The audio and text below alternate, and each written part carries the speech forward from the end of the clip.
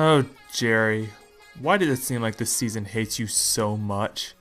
So Jeri is our second lead female protagonist, and she's kinda weird. And to some people, she is the darkest the Digimon series ever got. And that's kind of saying a lot when you think about it, but we're getting ahead of ourselves. Who is Jeri?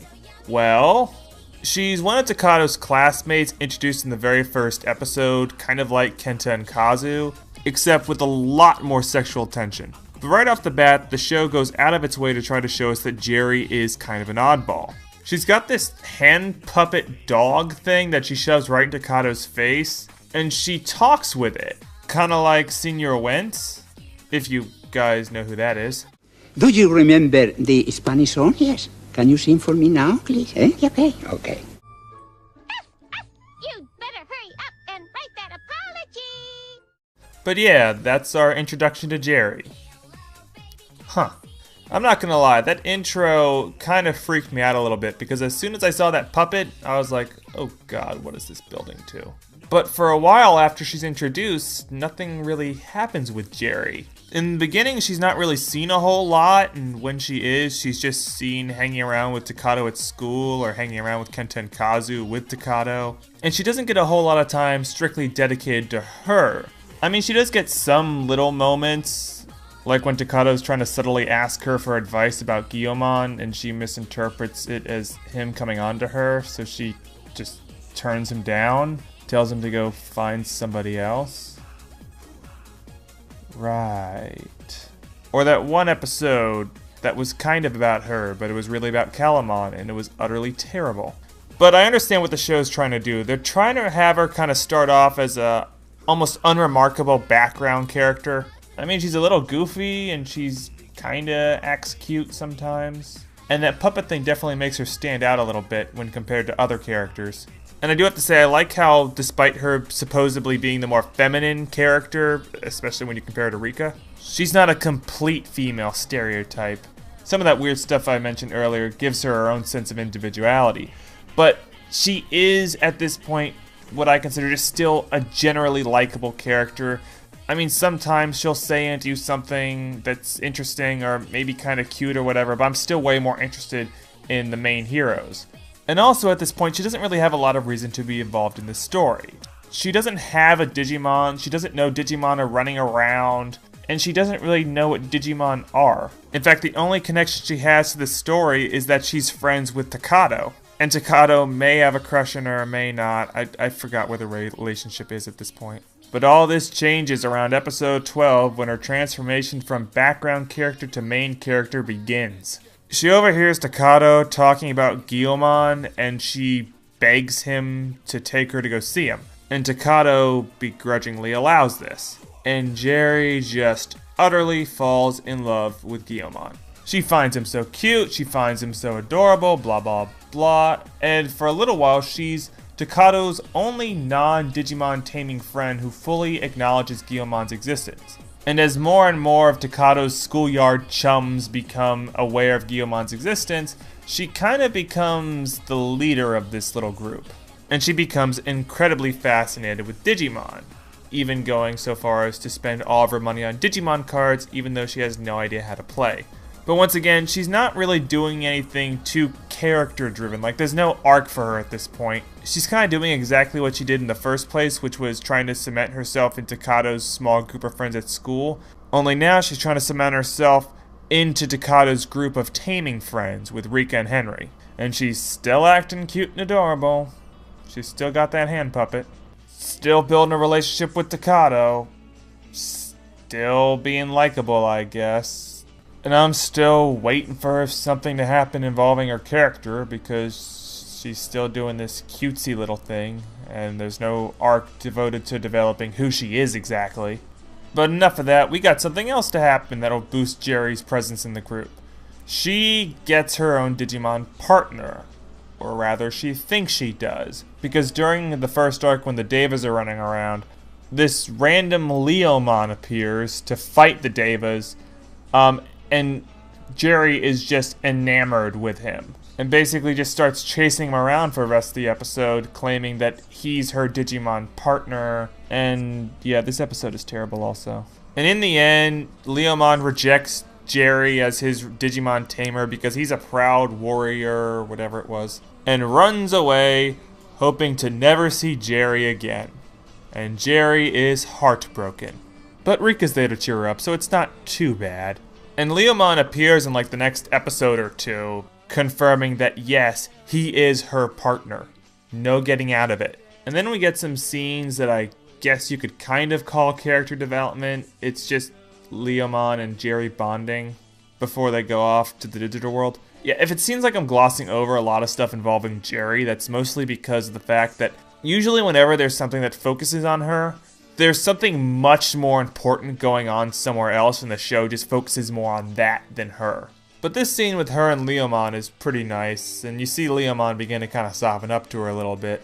And that's kind of how the first arc ends for Jeri.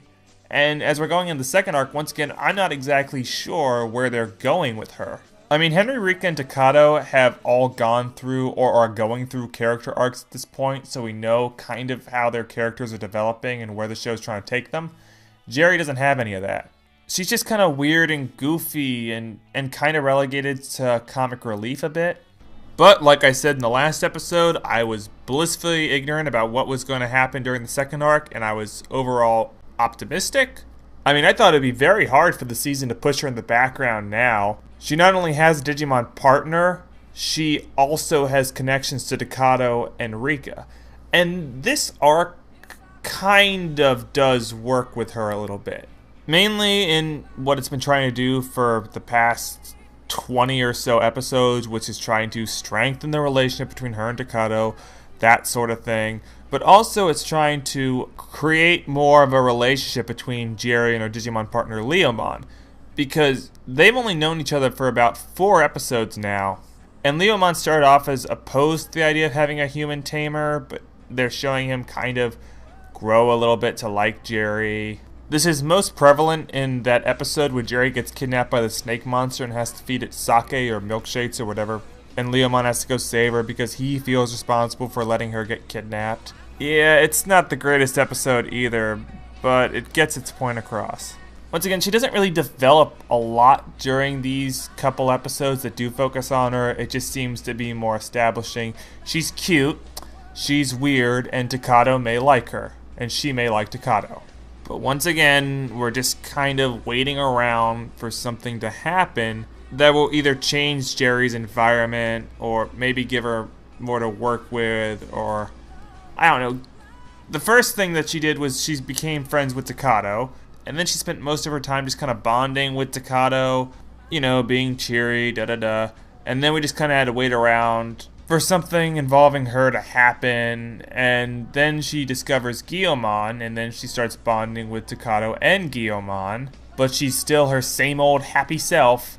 And then she gets her own Digimon partner, so now she's bonding with Takado, Guilmon, and this new Digimon partner, and now she's really happy. You see, not a lot's changing with her, just her situation. But this change completely changes everything. We've talked about this enough to know how this plays out. Takado and Henry are fighting Beelzemon. Teleportation portal takes Jeri, Rika, and the others to Henry and Takado, where Beelzemon is about to kill Cubimon. Leomon steps in and gives a speech about how Jeri taught him you don't need to be strong to be powerful, or whatever. And Beelzemon retorts by stabbing him through the chest. And Jeri just dies inside. You see her begin to have this complete emotional collapse. She begins crying, lashing out at people that are trying to help her. It's a bit heavier than what you'd probably expect from a show like this. And then you have the scenes where Jeri's just screaming at Takado and berating him because he let his anger take control of him, and he forced an evolution onto Guilmon, which turned him from his happy little cute dinosaur form into this giant snarling beast form. And it's this part of the season that I think is probably the darkest the series ever got, with Jeri screaming and emotionally shutting down, Susie crying, Henry and Rika just trying to keep the whole group together as Takato witnesses what could be the death of his Digimon partner that he turned into such a disgusting creature. Meanwhile, you've got Beelzemon openly talking about murdering children as the whole world starts to collapse around itself. Like I said before, this is a huge turning point to how the season chooses to handle itself. Because I feel like the first half of the show, despite having some dark scenes, was overall trying to portray itself as kind of a cute, happy adventure. I mean, like I said, it did have its moments of darkness, but it had its cute moments, and it had its cute characters, and it had its cute episodes. But after this point, we don't get too many of those, and the feel overall has changed. Where you can tell it's opting for a more dark tone over its former cute tone. It still has some cute moments, but overall it's going for that darker tone. It's switched. Because now the show decides to put a focus on Jeri, make her the center of some character arcs, if you can call them that, and start to develop her backstory. And all of these are not very pleasant. So after the fight between Calumon and Beelzemon, Jeri tells Takato to spare Beelzemon because she doesn't want anyone else to die today. And after this, she just becomes a complete introvert, just staring at her depressingly staticky Digivice. And everyone's starting to feel bad and blaming themselves. Takato blames himself because if he never introduced Jeri to Digimon, then she wouldn't be here, and Leomon wouldn't have died, and she wouldn't be this depressed right now, and Jeri's blaming herself because if she never met Leomon, then he would never have died in the first place. So yeah, we're all really depressed now. Sovereign happens, skipping this. And this whole time, Jeri's just kind of moping around until the heroes interact with the D-Reaper. And this is where it can get a little hard to tell where Jeri's character begins and where the D-Reaper ends.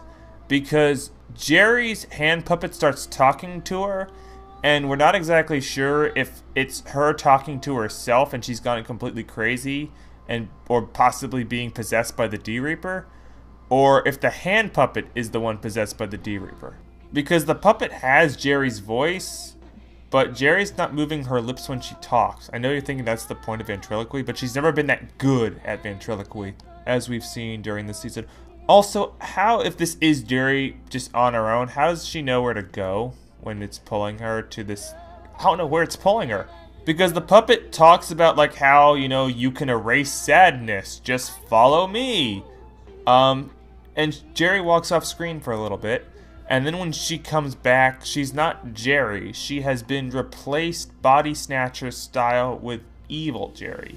I'm going to wait to talk about Evil Jeri because it's part of the D-Reaper, and therefore I'm going to save it to when we talk about the D-Reaper as a villain. But just know, we don't see Jeri for quite a while. It's a mystery whatever happened to her. But we do eventually learn that she's being held by the D-Reaper because it's feeding off of her misery. Okay. And we also learn why Jeri's background and character was kind of mysterious. Because the show wanted to wait until the third arc to reveal who Jeri exactly is. Because we learn that she doesn't really have a stellar home life. We learn that Jeri's dad is kind of a hard ass. Because he didn't want to come get her after she returned home from the digital world. Because his whole reasoning was, well, she left on her own, she can come back on her own.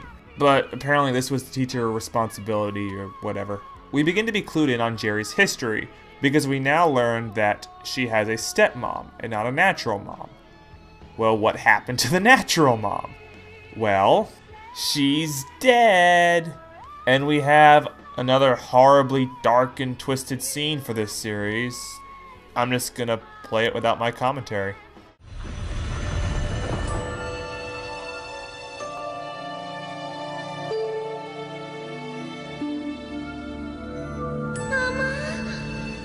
Part of her will always be with us.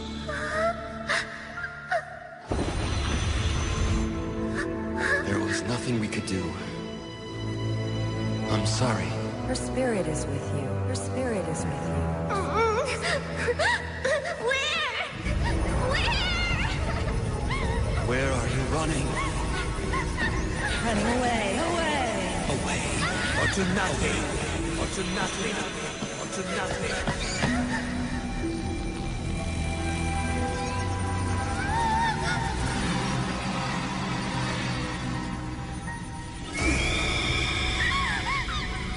Running away from destiny!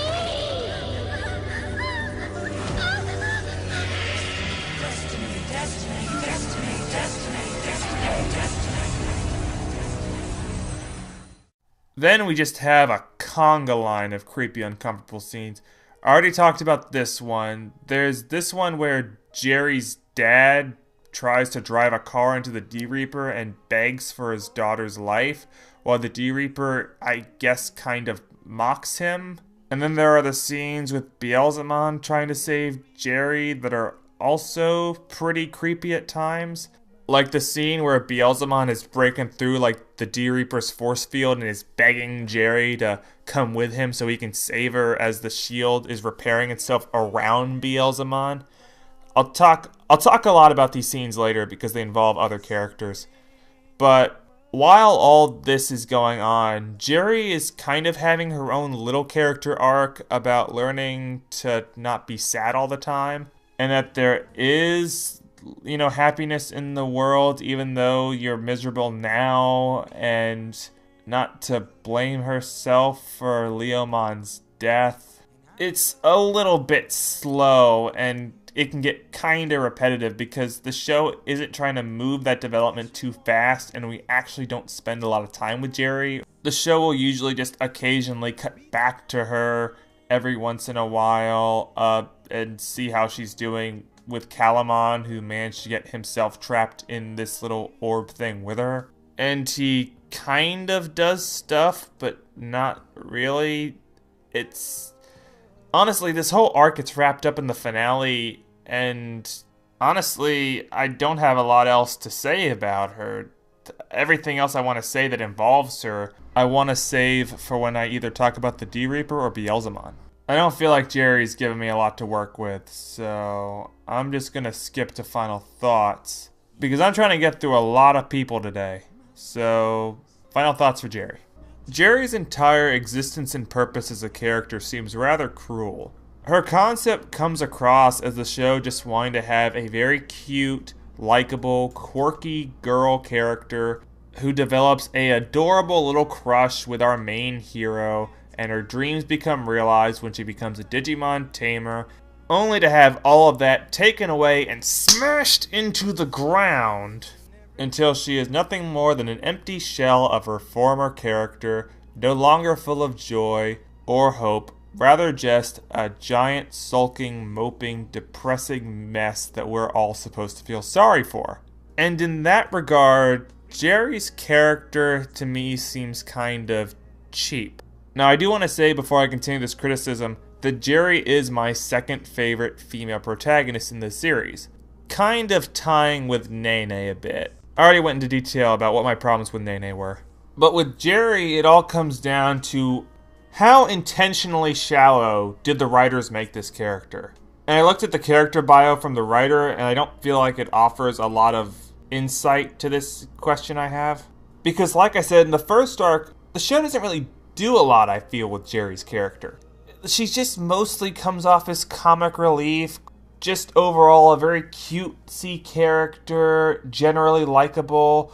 I do like the fact they give her an interesting hobby, or at least a non-conventional hobby for a girl her age, ventriloquy. And you could say that hobby does offer some insight into her character looking back after watching this season. Because you could make the case, after learning about the tragic death of Jeri's mother and her ongoing problems, I guess accepting her stepmother, that she uses the ventriloquy puppet as a social crutch, very similar to how Brendan Small uses his movie camera. But this is all just speculation. I don't know the show's intentions, but Jeri is just that vague of a character at times that it does allow the fans to speculate a lot about her. And they do. You could also make the speculation that Jeri's poor and less than stellar characterization in the first arc is completely intentional, as to make the revelations about her backstory and past more shocking. I mean, personally, I didn't expect this huge train wreck and emotional pile-on to Jeri's character. But that's only because I didn't expect much from Jeri's character. We barely knew anything about her. She didn't really have any big conflicts in the group. I thought if they were going to have her do anything, it'd be starting off pretty small. It's just that the death of a Digimon partner is not something I'd expect this character to go through so soon after being included into the group. Although, in retrospect, it actually seems kind of obvious. Look, obviously this season wanted to do something big and bold for either shock value or storytelling purposes or whatever by killing off a Digimon partner and basically turning one of their main characters into a complete emotional wreck that ends up, heck, almost becomes a villain for the arc. But you can tell this show doesn't want to commit or go full out for this premise. How can I explain this? Jeri's character to me is a character that we as an audience are supposed to like, but not get too invested in. She's kind of like an expendable character. A character that serves her purpose as a likable figure or a comic relief figure, but then can be completely destroyed and tossed aside without messing too much with the formula of the show. Because, I mean, she is just the fourth kid, kind of a tag-along. Even her Digimon partner doesn't contribute a whole lot to the group. In fact, let's talk about Leomon. Because his whole character, its sole purpose is just to die. When he first appears in the season, he is given very little characterization. He has like one or two moments with Jeri that are okay, but nothing spectacular. Lackluster development, especially when you compare him to like Renamon or Guillaumon. And in less than 10 episodes, he's dead. That was his whole point in being in the show. Just to have an expendable sort of Digimon partner that could set off Jeri and put all the third arc into motion. See what I mean? Just completely expendable. And I'm kind of laughing a little bit because this is exactly the kind of stuff that Clone High would make fun of in their intros. All those like old 90s tropes for teen or college dramas or whatever. In fact, hold on one sec. Tonight, on a very special Clone High, one of the clones you've grown to love will be horribly killed. This is not some cheap-ass stunt where we lamely introduce a new character just to kill him off. A clone dies tonight. You see, just replace the word clone with Digimon and you've got the premise for Leomon. I'm trying to think if I can try to explain this better. Okay, maybe if I explain what going full out in a situation like this would look like. One of the main characters, let's just say Rika, basically develops almost the exact same way she did in the first arc. You know, like character arcs, character development episodes, a good amount of time put into developing relationships with other members of the group, cementing her position in the group, establishing a evolving relationship with her Digimon partner, who also has arcs and character development episodes. Like I said, developing the exact same way they did in the first arc. And then towards the end of the second arc, Renamon just dies. Gets killed by Beelzemon, whatever. And there's no reincarnation, none of that stuff. She is gone forever. And Rika is now almost comatose in self-loathing.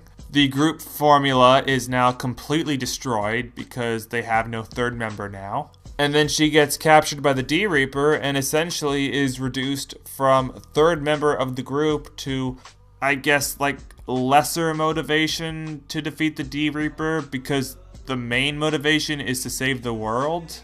But you see, that's the example of going full out with this premise of killing off a Digimon partner for one of the main kids in the group. And I'm not even saying that's a good idea. That would be very hard to pull off. In fact, it could easily turn out to be the most retarded decision ever. But I'm just trying to show the comparison between that and what they did, and how they're trying to play it safe with these two. They get a very low risk but very likable character and mix her with a Digimon who has very little original characterization and whose name is synonymous with death. And yeah, just kill him, get her depressed, boom, move on, we're done. And then just add a bunch of weird stuff and creepy imagery about her later.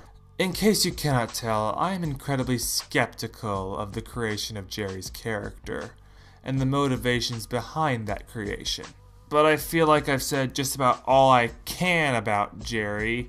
I can add in a couple things. I would have liked to see Jeri have more character development, especially during the first arc. It would have made her tragic downfall, more tragic and seem less cheap.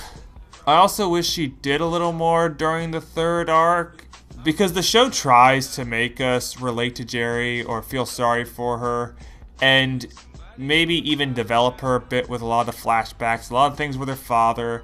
And that's fine. That stuff's okay. It's kind of cool, but I don't feel it makes up for 2 arcs of non-development. And I feel like Jeri's character is kind of wasted in a way. I did praise her for being, having these connections to characters like Takato and Rika. I said I really liked those. And I did like the fact they were going with more of a quirky, weird girl than just a girl. I feel like the show could have had a lot more fun with that, but just chose to, hold back and wait for this, and then just have that pretty much define the rest of her character. I don't know. I'm honestly just rambling now, and I really want to move on. So, who's next? Oh, it's Calumon. Great. Calumon is a character in this season that I don't fully understand. Okay, Calumon, from what I understand, is this little pyramid thing that gave Digimon the ability to digivolve. It was then given a organic form and sent to the real world for protection, I think, where it gained the mindset of a 6-year-old with ADD, and then begins just roaming around the real world aimlessly, just dicking around, and that's pretty much what he does. And I just don't get him. He's obviously very important. He's the first thing we see in this season. The first scene is just him coming to the real world through the digital world. And it's obvious the show is trying to set up a mystery about him, because very early on they established that Digievolution is somehow connected to him. And God, is he annoying. He's comic relief in the first arc in the same vein Terriermon is. Mainly, he's just supposed to be really cute and say cute things, and that's it.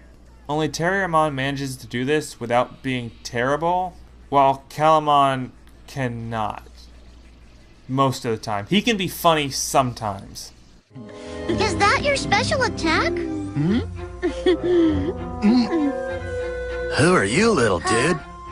Oh, what a cute little toy. Did you get that for me, honey? Hey, you know what? You're gonna have to open your mouths much, much wider if you really want to swallow each other. But most of the time, he is just terrible. And I don't know what exactly he does. Because in the first arc, he barely does anything. For 90% of the arc, it's just focused on him walking around, dicking around with things, getting beat up by Impmon occasionally, running into the heroes sometimes, having a weird fascination with Rika when she gives up Digimon taming for a brief period. He tries to get her back for some reason. It's hey Rika, I really noticed you like killing things. You should go back to doing that. Get out of here, you freaky little weirdo.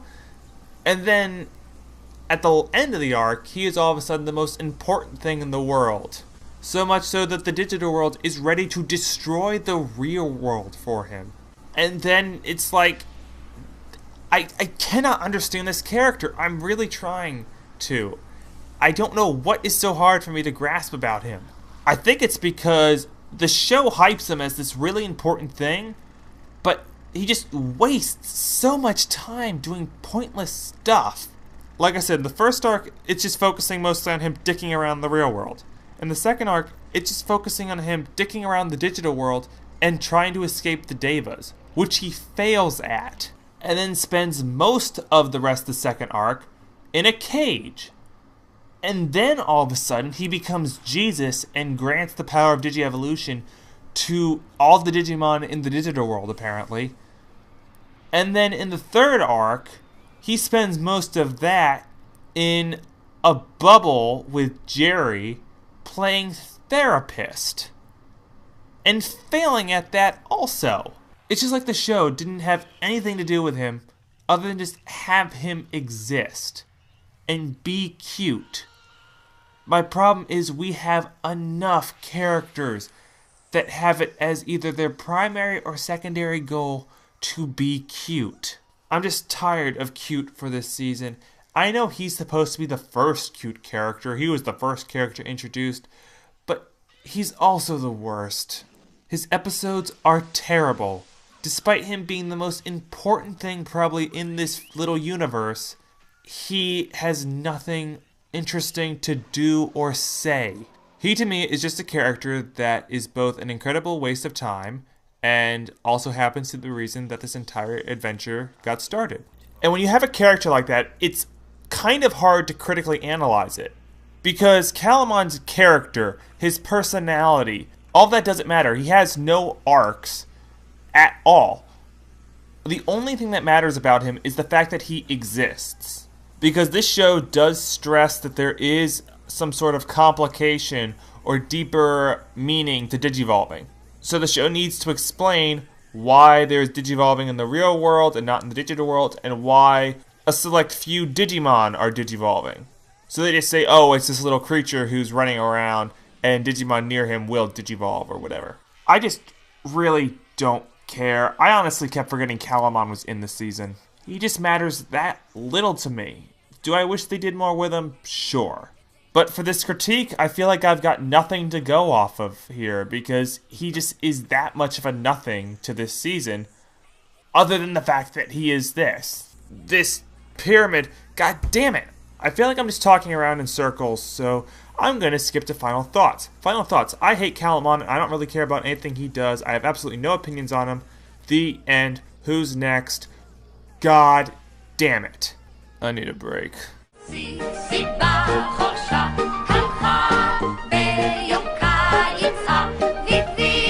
Oh, shit, fuck. Jeez, I'm just hitting all the wonderful characters this season has to offer in this episode. Yeah, Kenta and Kazu are going to get their own little part, just as a quick overview to lead into someone that I actually do want to talk about. In fact, that's just been the entire episode so far, hasn't it? Ugh. So let's just get through these two. Kenta and Kazu, introduced at the very start of the season as Takado's really annoying best friends. They're Digimon fans similar to Takado, but they seem to have better social skills than him. Now let's talk about these two individually. Kazu here is a loudmouth, bragging, moronic, narcissistic, obnoxious windbag who likes to brag about his quote-unquote superiority at playing the Digimon card game, and he also enjoys talking down and berating others. While Kenta here is the more whiny counterpart who acts like he's just been emotionally beat down from years of verbal abuse from Kazu. And like Calumon, for the most part, especially during the first arc, they don't do a whole lot, they don't hang out too much with the group, and they're mainly just around for comic relief and sometimes for someone for Takado to talk to. But not even for like a constructive conversation that kind of leads to development. Their involvement in the group does follow a very similar path to Jeri, where as the first arc goes on, Takado reveals to Kenta and Kazu that Guilmon exists. But something I do like about them is that they don't immediately accept the fact that Digimon do exist in the real world. They actually kind of get scared of Guilmon and run away, and then just immediately start denying the event ever happened, or say Takado tricked them with like special effects or whatever. But eventually they do come to terms with Guilmon's existence and then become obsessed with him. And unlike Takado, they don't care if other people know that Guilmon exists. Like, they just go around at one point and start talking to Takado's dad and blabbing to him that Guilmon exists. Luckily, Takado's dad has no idea what they're talking about and just assumes they're kind of crazy. And for the rest of the first arc, they kind of play this role as Takado's personal little devil on his shoulder. where Takado's trying to learn to be responsible and be a better tamer and trying to just overall take care of Guilmon better and fight the Devas. But Kenta and Kazu keep trying to convince him to slack off and play around and ignore his responsibility. And it does become a factor in one episode when Henry and Rika need Takado's help to fight one of the Devas, but they can't reach him because he's too busy playing with Kenta, Kazu, and Jeri and these other kids. And then it becomes a learning experience about how Takado needs to be more responsible. Now, I actually have to be honest here. That's not bad for Kenta and Kazu's character. That role is okay, just kind of being that devil on Takado's shoulders, because it actually fits their characters very well. Because they are shown to be very ignorant about Digimon. They are portrayed as this sort of dumb comic relief characters that don't really grasp the full amount of duty and responsibility that Takado has. And I feel like I've already mentioned a lot of what Kenta and Kazu do throughout the seasons. I don't feel like I need to actually recap this at all. But I will say the biggest flaw or the biggest mistake this season had with handling their characters, and that is choosing to make them tamers, because it forces them into this sort of not main character status, but kind of secondary main character status, and they just were not properly developed for that role. They seem better suited as being just complete background characters, because I have to say, I kind of like the concept of Kenta and Kazu, Takado's two geeky friends that he has in school, because him having geeky friends kind of does add to that sort of everyday school kid charm that the show's going for. And when they were just Takado's friends who occasionally would appear in an episode or two, they weren't really that bad, I thought, because they were annoying, but like I said, they didn't have like a lot of scenes, or they didn't have a lot of the show put focus on them, so they would show up, be annoying for a little bit, and then leave. And then as the first arc went on, they'd get more scenes. Like there was one where Kazu is trying to help the Tamers, but he doesn't have a Digimon, so he can't. But he hears that they're looking for a blue card, so he draws his own, and it ends up working through the power of like imagination or whatever. And that's a scene that's okay. That's when Kenta and Kazu are not bad. But the show just jumps the shark when it tries to force them into the group and eventually makes them tamers during the second arc. At which point they just completely fall apart. And the reason why they fall apart is because they are set up like their background characters. And honestly, this show has some pretty good, likable background characters. There is Mrs. Sanji, the sort of exasperated, tired, but still good-hearted, well-intentioned teacher of Takado's class. There's that male teacher that's in love with Mrs. Sanji. There's the parents. Some of the parents you could classify as background characters. And then you got this guy who's Yamaki's subordinate. I don't even think he got a name, but he has a couple scenes that I like. And being a background character is good for them, because their limited appearances plays to their limited characterization. I wouldn't want to see Mrs. Sanji get too much screen time, because it would quickly become obvious that the show doesn't have a lot for her to do and she would just completely fall apart. That's how Kenta and Kazu work. They should not have been tamers. They should not have had this immense amount of focus put on them, because the show does not develop them at all to garner this amount of time put onto them. They should have just remained Takado's friends from school who wished him luck when he told them he had to go to the digital world, and that was it. I mean, if they got dropped from the second arc, it's not like we would have lost anything. They don't add anything other than a terrible episode, an unnecessary split in the group, a funny but completely useless Digimon partner, and a Deus Ex Machina, which just seems to cover for lazy writing. This is why I typically warn against having big groups in seasons of Digimon, because the focus gets split too much amongst other characters. Like here, we had a lot of focus put on these three. And then because of that, we didn't have a lot of focus put on other potential characters. So when they do join the group, they're completely out of their league and come up just as sad, pathetic gimmick characters. Like Jeri is somewhat of a gimmick character. Kenta and Kazu are unnecessary comic relief characters. But I'm going to end it here. I wanted to group Kenta, Kazu, Calumon, and Jeri in one episode because honestly, I have nothing but complete apathy for these characters. I don't really care about them. I mean, I kind of care a little bit about Jeri, but that's just because I felt like there was more potential for her that wasn't reached, and I wanted to express that.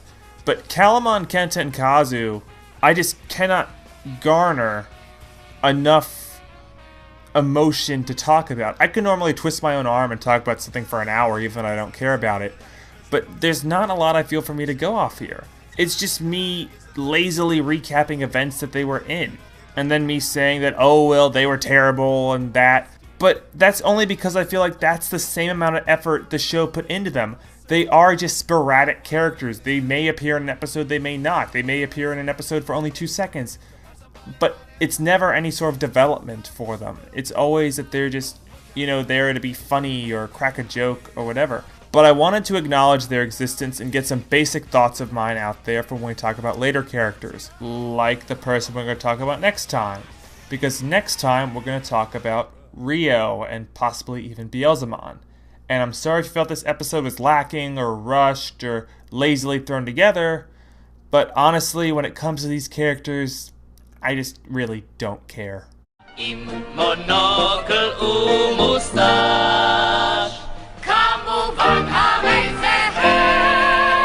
Herr Professor Dr. Wolfgang Kinderl von Kaiser